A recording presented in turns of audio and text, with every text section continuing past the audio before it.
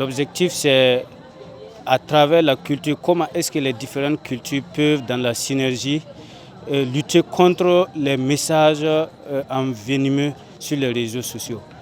Comment éduquer les gens de sorte à ce que les messages que nous préférons sur les réseaux sociaux soient des messages qui peuvent ramener la paix, qui peuvent aider à la cohésion et au vivre ensemble, au lieu que ce soit des messages qui divisent ou bien qui attisent le feu entre les communautés. Comment est-ce que nous pouvons s'y prendre pour que la cohésion sociale revienne, que nous vivons mieux ensemble et que la paix revienne dans notre pays. L'exposition de nos mets traditionnels, c'est pour amener les gens à ne pas oublier ce que nos parents avaient, ce qu'ils mangeaient et ils vivaient longtemps. Quand vous regardez de nos jours, la plupart des nourritures, c'est des OGM. Pourtant, ce que nos parents mangeaient, c'est du naturel. Il y a d'autres même qui ne connaissent même pas ces nourritures-là. C'est ici, ils viennent voir, ils goûtent, ils voient que c'est bon et ça peut être un facteur de motivation pour que chacun n'oublie pas totalement ça et qu'il ne se sépare pas carrément de cette nourriture-là qui est encore plus saine que ce que nous mangeons souvent dans les différents restaurants. Nous remercions en tout cas les autorités parce que depuis la première édition jusque-là, elles nous ont toujours accompagnés.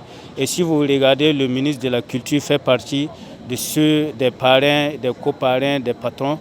Et même le Premier ministre l'année passée, celui qui a porté l'activité, il a été ici. Cette année, avec le programme qui est chargé, nous savons qu'il y a la fête de l'armée qui est là, il y a le Tour du Faso. Il y a beaucoup de programmes qui n'ont pas pu être avec nous, mais leurs représentants sont là. Et ils ont promis qu'ils sont avec nous de tout cœur. Et ils vont toujours accompagner cette activité-là, qui est la bienvenue et vraiment qui porte fruit, qui permet en tout cas aux différentes communautés de s'asseoir, de discuter, de se donner des idées pour mieux vivre ensemble et comment voir pour qu'on retrouve notre paix.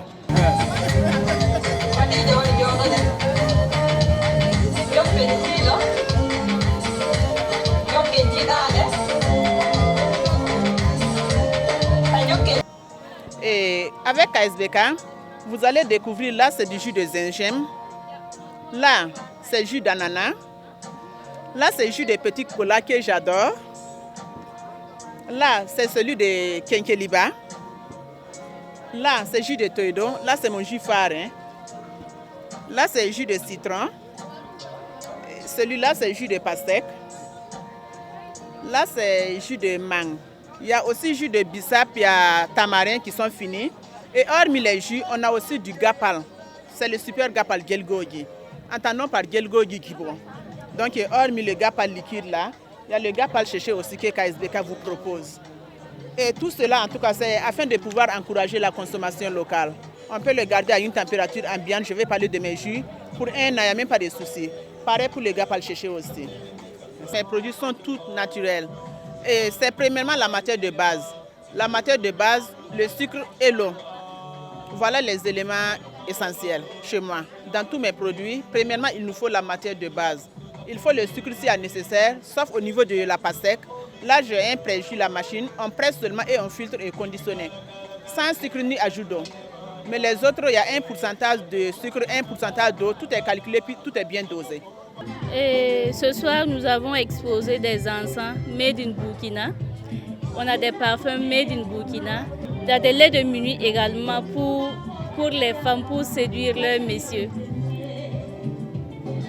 L'idée du festival, c'est une très belle initiative parce que ça permet aux petits commerçants comme nous d'ailleurs de promouvoir nos produits, de nous faire connaître à l'international parce que je vois qu'il y a des étrangers qui sont là et on remercie les organisateurs pour ça.